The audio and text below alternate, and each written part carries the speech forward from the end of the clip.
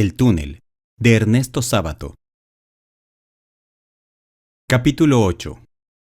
Al otro día temprano, estaba ya parado frente a la puerta de entrada de la oficina de T. Entraron todos los empleados, pero ella no apareció. Era claro que no trabajaba allí, aunque restaba la débil hipótesis de que hubiera enfermado y no fuese a la oficina por varios días. Quedaba además la posibilidad de la gestión, de manera que decidí esperar toda la mañana en el café de la esquina. Había ya perdido toda esperanza. Serían alrededor de las 11:30 cuando la vi salir de la boca del subterráneo. Terriblemente agitado me levanté de un salto y fui a su encuentro. Cuando ella me vio se detuvo como si de pronto se hubiera convertido en piedra. Era evidente que no contaba con semejante aparición. Era curioso, pero la sensación de que mi mente había trabajado con un rigor férreo me daba una energía inusitada. Me sentía fuerte, estaba poseído por una decisión viril y dispuesto a todo. Tanto que la tomé de un brazo casi con brutalidad y sin decir una sola palabra, la arrastré por la calle San Martín en dirección a la plaza. Parecía desprovista de voluntad, no dijo una sola palabra.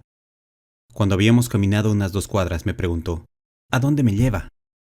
A la plaza San Martín, tengo mucho que hablar con usted, le respondí mientras seguía caminando con decisión, siempre arrastrándola del brazo. Murmuró algo referente a las oficinas de T, pero yo seguía arrastrándola y no oí nada de lo que me decía. Agregué, tengo muchas cosas que hablar con usted.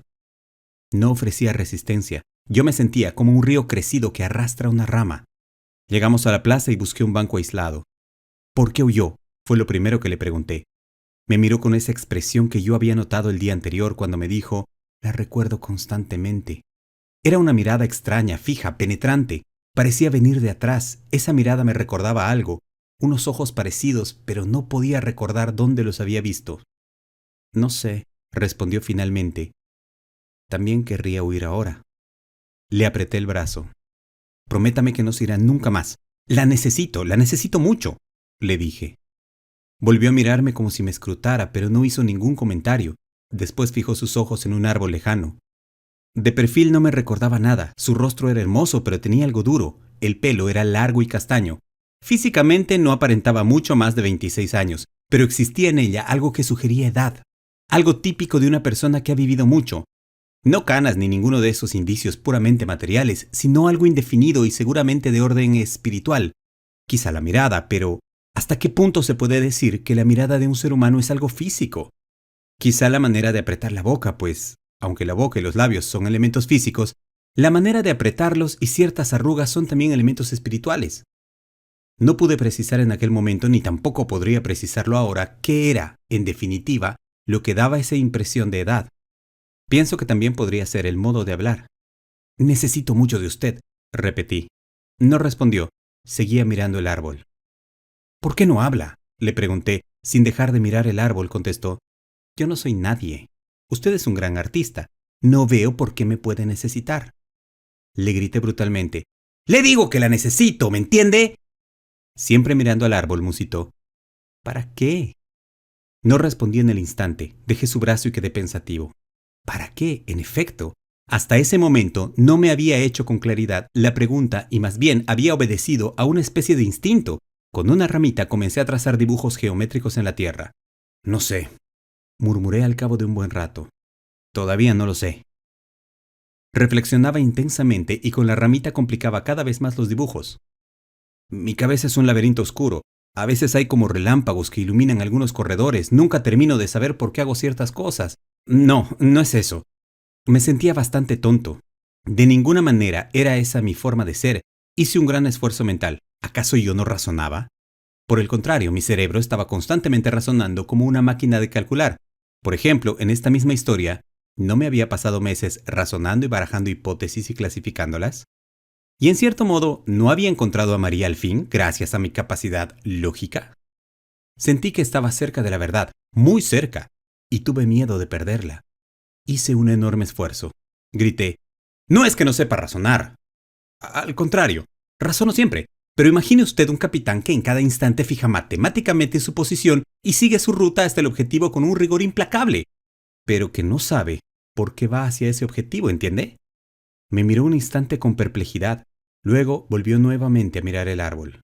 Siento que usted será algo esencial para lo que tengo que hacer, aunque todavía no me doy cuenta de la razón. Volví a dibujar con la ramita y seguí haciendo un gran esfuerzo mental. Al cabo de un tiempo agregué: por lo pronto sé que es algo vinculado a la escena de la ventana. Usted ha sido la única persona que le ha dado importancia. Yo no soy crítico de arte, murmuró. Me enfurecí y grité: ¡no me hable de esos cretinos! Se dio vuelta sorprendida. Yo bajé entonces la voz y le expliqué por qué no creía en los críticos de arte.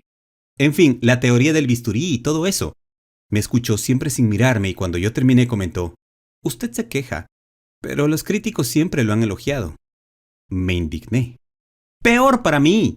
¿No comprende? Es una de las cosas que me ha amargado y me han hecho pensar que ando por el mal camino. Fíjese, por ejemplo, lo que ha pasado en este salón. Ni uno solo de esos charlatanes se dio cuenta de la importancia de esa escena.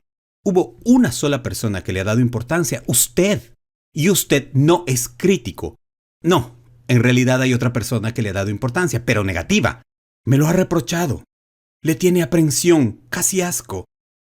En cambio, usted, siempre mirando hacia adelante, dijo lentamente: ¿y no podría ser que yo tuviera la misma opinión? ¿Qué opinión? La de esa persona. La miré ansiosamente, pero su cara de perfil era inescrutable, con sus mandíbulas apretadas. Respondí con firmeza: usted piensa como yo. ¿Y qué es lo que piensa usted? No sé. Tampoco podría responder a esa pregunta. Mejor podría decirle que usted siente como yo. Usted miraba aquella escena como la habría podido mirar yo en su lugar. No sé qué piensa y tampoco sé lo que pienso yo, pero sé que piensa como yo. Pero entonces usted no piensa sus cuadros. Antes los pensaba mucho. Los construía como se construye una casa.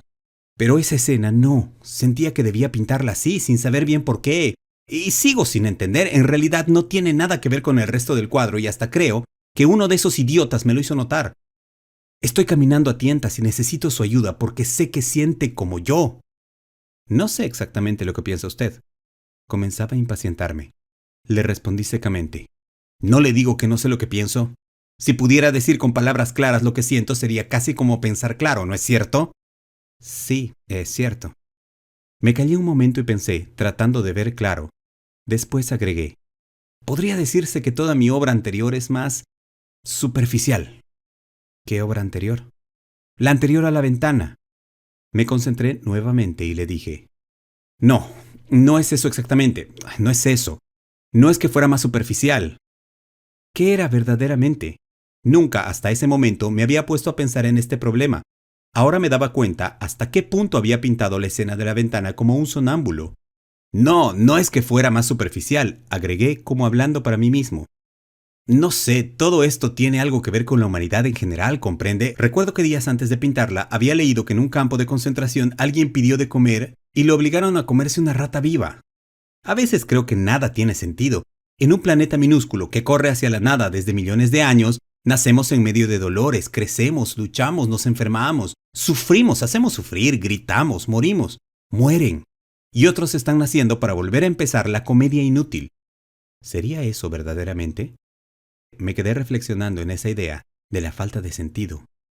¿Toda nuestra vida sería una serie de gritos anónimos en un desierto de astros indiferentes? Ella seguía en silencio. Esa escena de la playa me da miedo, agregué después de un largo rato. Aunque sé que es algo más profundo. No, más bien quiero decir que me representa más profundamente a mí. Eso es, no es un mensaje claro, todavía no, pero me representa profundamente a mí. Oí que ella decía: ¿un mensaje de esperanza, quizá? La miré ansiosamente. ¡Sí!, respondí. Me parece que un mensaje de esperanza. ¿Ve cómo usted sentía como yo? Después de un momento, preguntó: ¿y le parece elogiable un mensaje de esperanza? La observé con sorpresa.